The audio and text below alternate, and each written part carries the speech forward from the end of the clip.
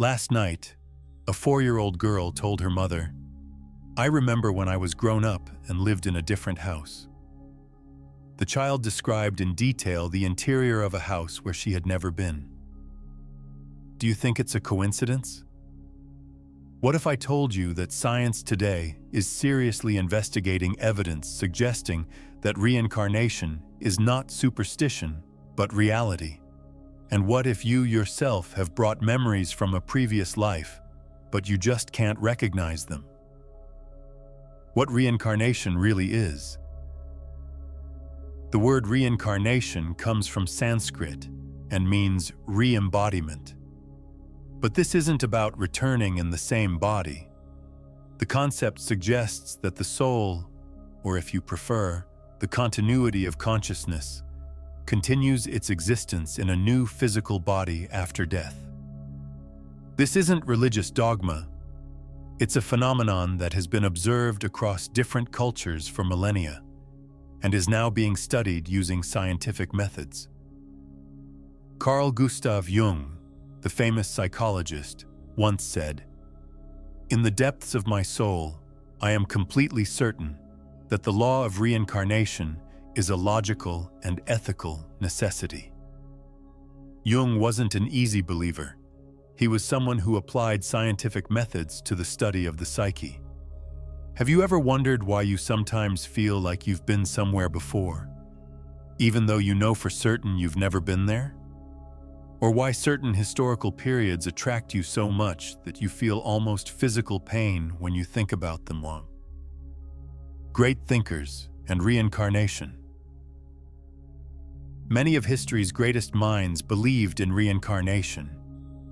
Plato, the ancient Greek philosopher, wrote, "The soul is immortal and is frequently reborn, so nothing is foreign to it." This wasn't primitive superstition. It was the conviction of a thinker who pushed the boundaries of human reason. Benjamin Franklin, one of America's founding fathers, wrote in a letter, "When I see so many unresolved problems in this world, and consider that it's impossible to solve them all in one lifetime, I find it almost natural that we return to finish what we started." But perhaps the most surprising statement comes from Henry Ford, the father of modern automobile manufacturing. Genius is nothing more than experience. Some people seem to be geniuses, but they're actually just remembering their previous lives. The scientific evidence. Dr. Ian Stevenson, a psychiatrist, spent over 40 years collecting cases where children spontaneously remembered their past lives.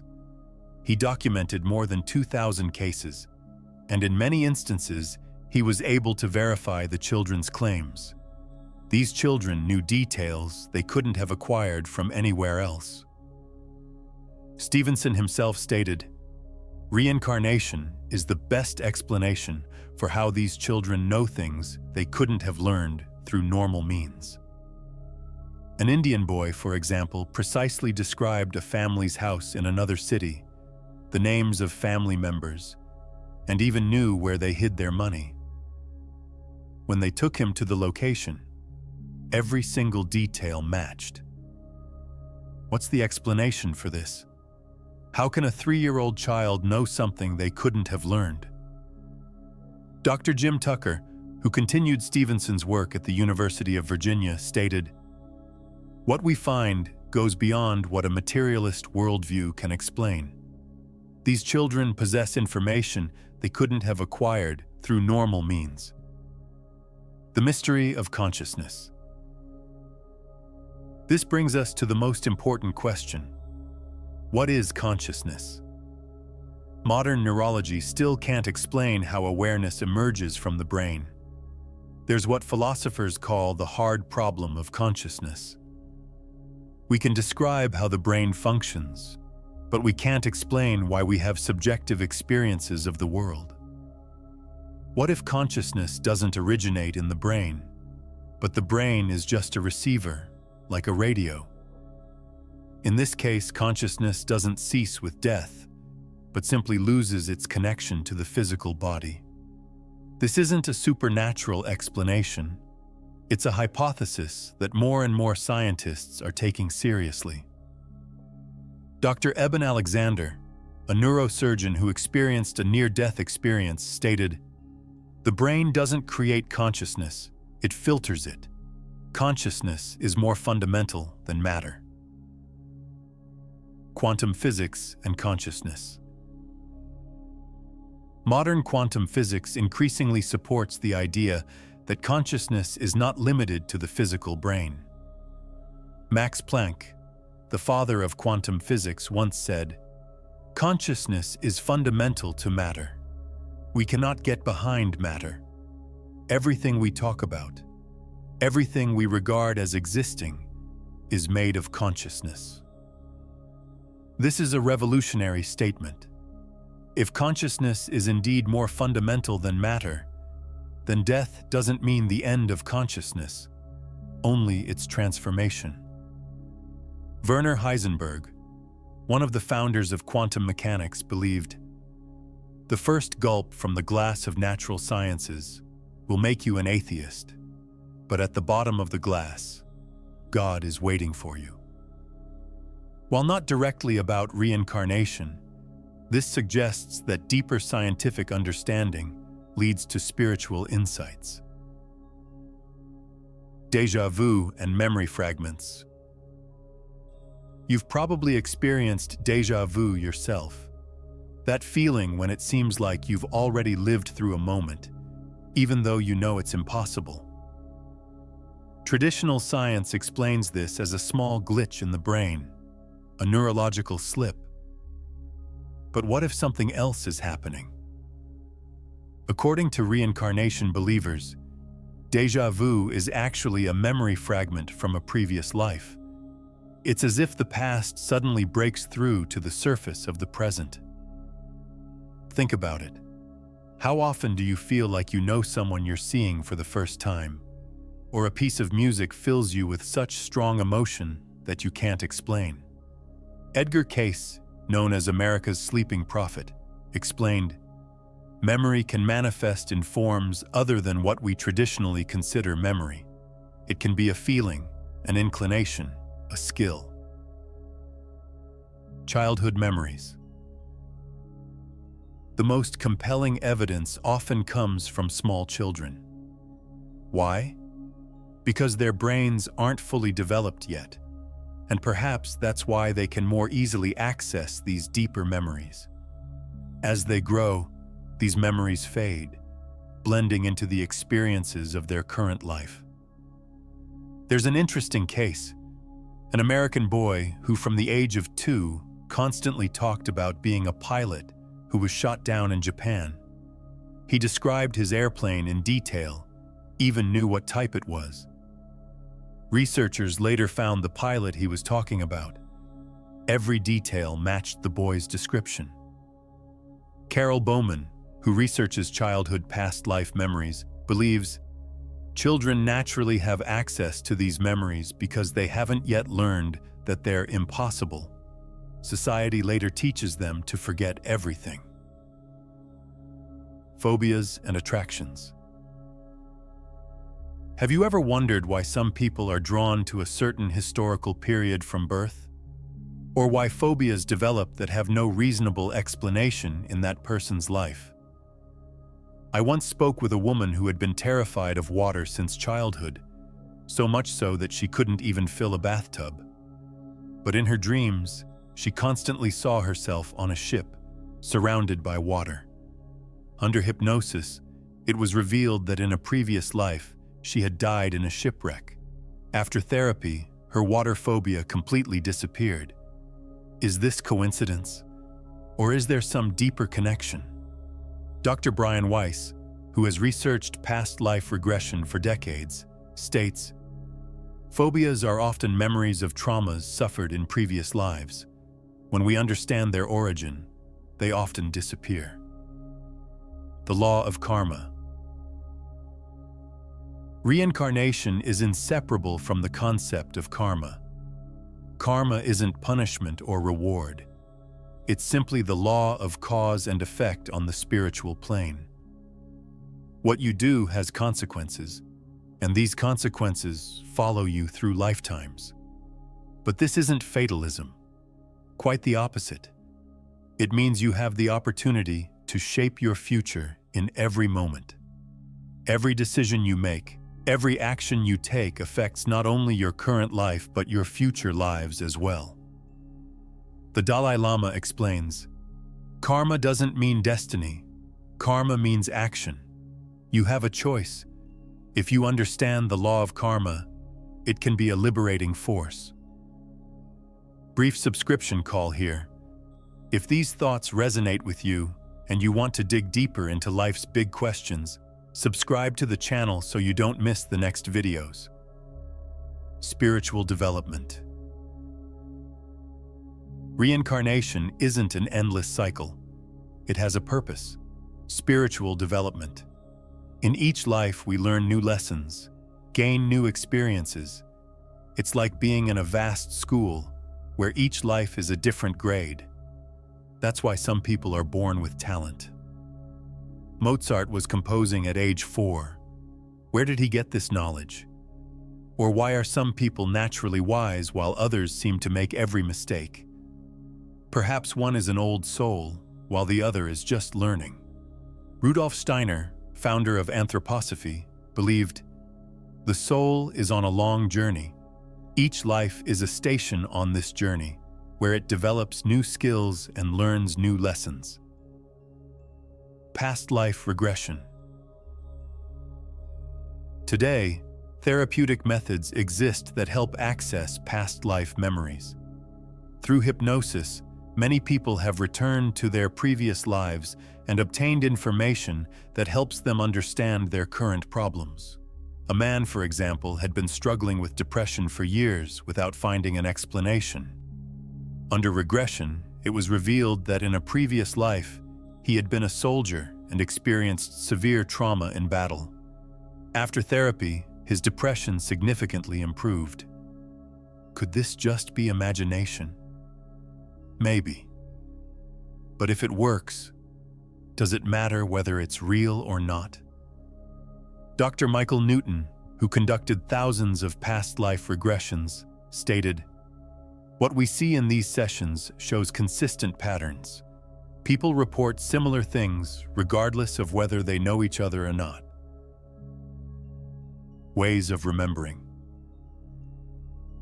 There are several signs that might indicate you have memories from previous lives. One of the most common is feeling at home in certain places or historical periods. Another sign is having skills you never learned, or feeling an immediate deep connection with certain people. In your dreams, you might visit places where you've never been. You might speak languages you never learned. You might feel emotional reactions to certain things that have no explanation in your current life. Elizabeth Kubler-Ross, pioneer of death research, stated, "Death doesn't mean an end, but a transition.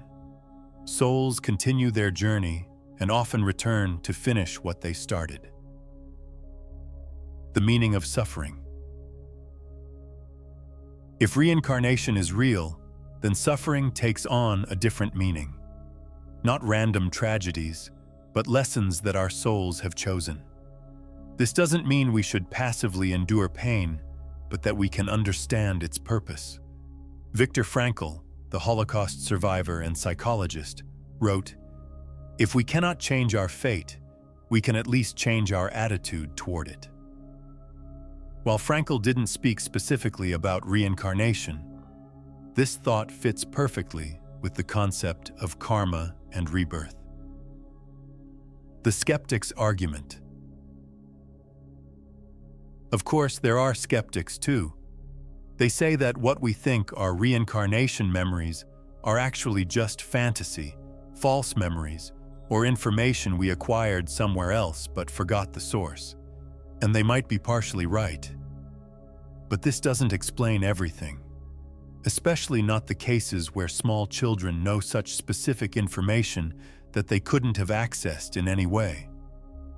Carl Sagan, the famous astrophysicist, while skeptical, stated, There are 3 claims in this area that deserve attention.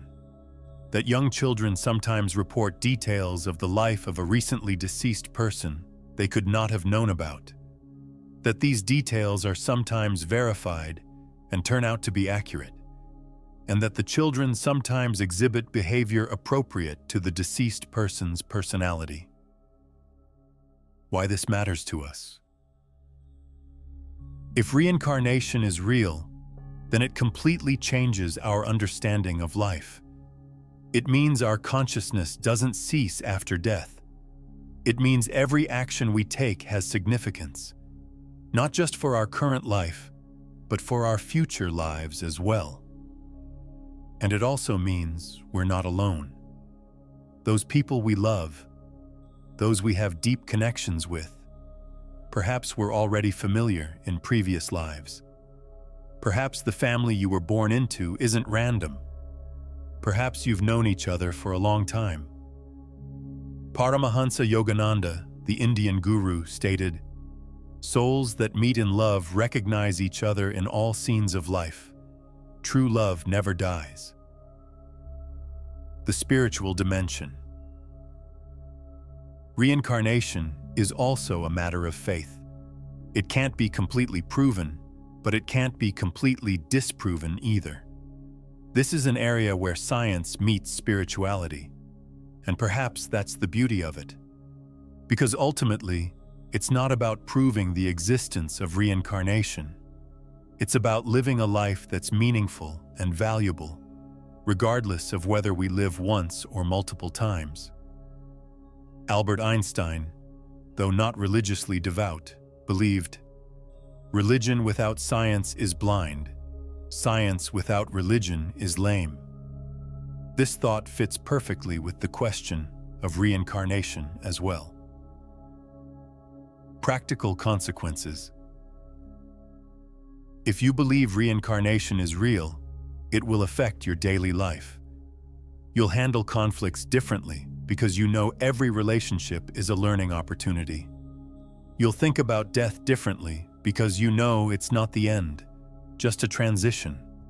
And perhaps you'll be more patient with yourself too.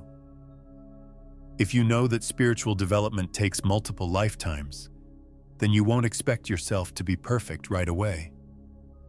Every mistake, every failure is just another step on the long journey. The future of scientific research.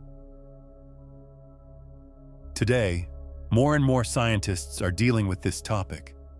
New discoveries in quantum physics suggest that consciousness might not be limited to the brain. The question of consciousness is becoming increasingly important in neurology and psychology. Dr. Stuart Hameroff, anesthesiologist at the University of Arizona, stated, "Consciousness may be a fundamental property of the universe that survives bodily death." This is a radical statement from a scientist in a mainstream academic position.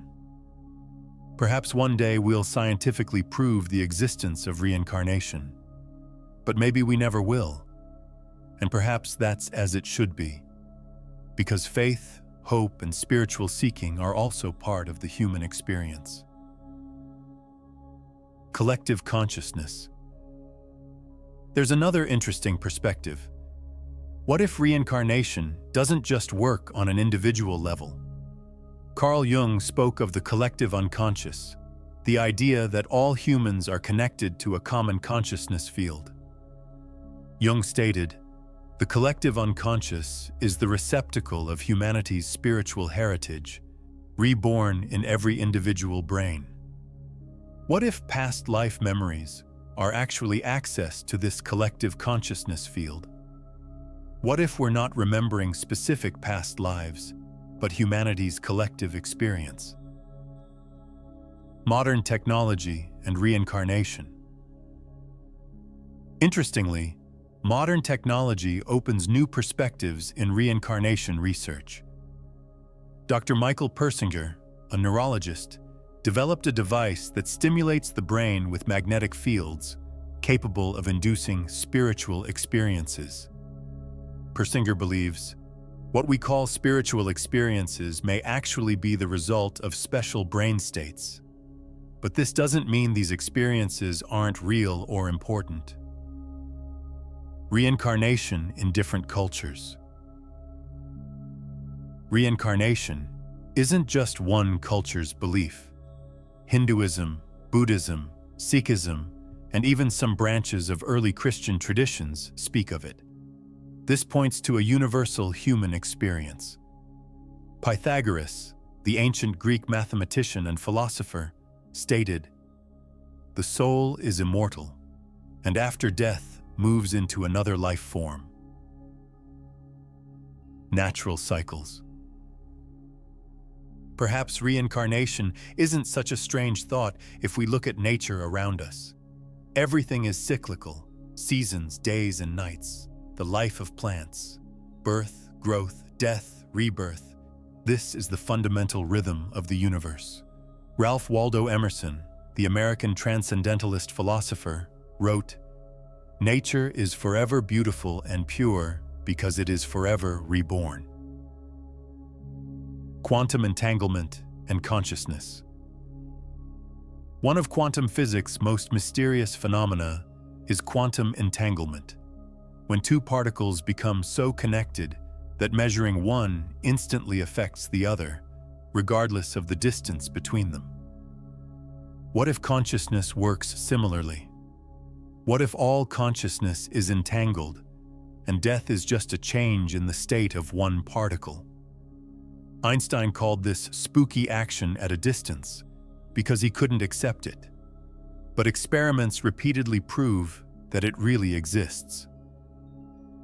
The non-linear nature of time. Modern physics suggests that time isn't linear as we experience it. Past, present, and future might exist simultaneously. If this is true, what does it mean for reincarnation? Stephen Hawking wrote, "Time has no meaning before the beginning of the universe." What if personal time also has no meaning in the way we think? Consciousness and information. Some scientists propose that consciousness is actually information, a pattern that can exist independently of its physical substrate. If this is true, then consciousness could theoretically transfer from one brain to another. Dr. Giulio Tononi, who developed integrated information theory, suggests consciousness is integrated information. Where there is integrated information, there is consciousness. The role of DNA. Recent research suggests that traumatic experiences can be passed down through DNA, a phenomenon called epigenetic inheritance. Could some past life memories actually be genetic memories from our ancestors? Dr. Rachel Yehuda's research on Holocaust survivors shows trauma can leave molecular scars that are passed to the next generation. This opens new possibilities for understanding inherited memories. Dreams and past lives. Dreams might be another window into past lives. In our sleep, when the rational mind is quiet, deeper memories might surface. Those recurring dreams of places you've never been, of speaking languages you don't know, of being someone completely different. What if they're not just imagination? Many people report dreams so vivid and detailed that they feel more like memories than fantasies. Dreams of historical periods they've never studied, of specific buildings and landscapes, of people they've never met, but somehow know intimately. The healing potential. Whether or not you believe in literal reincarnation, the therapeutic value of exploring these concepts is undeniable. Past life regression therapy has helped countless people overcome phobias, understand relationship patterns, and find meaning in their current struggles. The idea that our current problems might have roots in previous experiences, whether literal past lives or symbolic representations of deep psychological patterns, can be profoundly healing. Modern psychology and reincarnation. Modern psychology is increasingly open to the possibility of reincarnation. Carl Jung himself spoke of patients who brought up memories during therapy that didn't fit into their current lives. Jung stated, "I cannot explain these cases on a materialist basis. Something else is happening here that goes beyond traditional psychology." Transpersonal psychology, developed by Stanislav Grof, specifically deals with states of consciousness that transcend individual identity. Grof believes, consciousness is not limited to the brain and current life. It can connect to past experiences and collective content. What's your opinion? What do you think? Have you ever felt things that might suggest you had a previous life? Or are you too skeptical to take these thoughts seriously? I myself believe that reincarnation exists. There's too much evidence for it. Too many experiences that can't be explained any other way. And most importantly, it provides a worldview that gives meaning to suffering, hope in the face of death, and responsibility for our actions. But this isn't dogma. It's a hypothesis, a possibility that everyone must examine for themselves. Because ultimately, only you can decide what you believe and what kind of life you want to live. Thoreau once said, "Truth doesn't become true because many believe it. Truth is true because it's true." Reincarnation and consciousness research. The latest consciousness research increasingly supports the idea that awareness might not be produced by the brain. Dr. Pim van Lommel's research on near-death experiences suggests consciousness is not localized in the brain, but is a fundamental aspect of reality. His studies of cardiac arrest patients who reported detailed experiences while clinically dead challenge our understanding of consciousness and its relationship to the physical body. The role of meditation. Meditation practices across cultures often involve accessing deeper states of consciousness. Advanced practitioners report experiences that seem to transcend their current identity in life. The Buddha himself said, "I remember my past lives, countless births and deaths." Whether this is literal or metaphorical, it suggests that deep states of consciousness can access information beyond our current experience. Reincarnation and artificial intelligence. As we develop artificial intelligence, questions about consciousness and identity become more pressing. If we can transfer information from one computer to another, why not consciousness from one brain to another? This technological perspective adds new dimensions to ancient questions about the nature of identity and consciousness. The question of reincarnation may never be fully resolved, but perhaps that's how it should be. Because the real question isn't whether we live multiple times.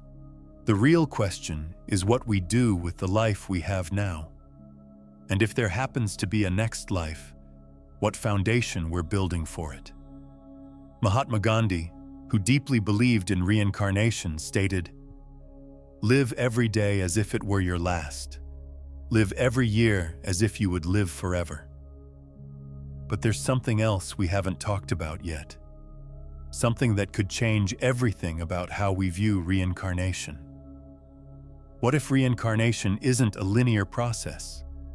What if past, present, and future exist simultaneously, and we're living multiple lives at once?